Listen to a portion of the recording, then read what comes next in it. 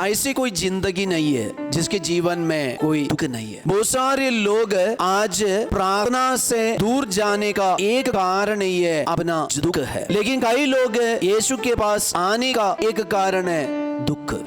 आज हमारे जीवन में जब दुख आते हैं, संकट आते हैं, तो हमें क्या करना चाहिए? शायद हमने कोई पाप नहीं किया, हम एक अच्छी जिंदगी बिता रहे थे, लेकिन अचानक हमारे जीवन में ऐसे एक दुख, ये दुख हमें नहीं छोड़ते और एक दुख के बाद दूसरा दुख घर में, परिवार में, जीवन में आते रहता है। इसे कैसे हम मुक्ति प्राप्त कर सकते हैं? और किसी किसी की जिंदगी में हम देखते हैं दुख से कोई छुटकारा नहीं है। क्यों ऐसा? इसका मतलब क्या है? इसे स्वर्ग क्या चाहते हैं? रोमियो के लिए लिखा पत्र अध्याय 8 वर्ष संख्या 18 वो वचन में लिखा है, मैं समझता हूँ कि हम में जो महिमा प्रकट होने को है उसकी तुलना में इस समय का दुख नगण्य है। संत पौलुस का कहना है, संत पौलुस के जीवन में इतना दुख उनको झेलना पड़ा। वह कोई पाप नहीं किए थे, कोई गलती नहीं किए थे, फिर भी उनको पकड़ के कैदी बना दिया, जेल में डाल दिया और उनको इतना मारा पीटा और उनके साथ दुर्व्यवहार किया। तभी पौलुस का कहना है, पौलुस कह रहे हैं, अभी मैं समझता हूँ कि हम में जो महिमा प्रकट होने को है उसकी तुलना में इस समय का दुख नगण्य है। प्रिय भाई बहन,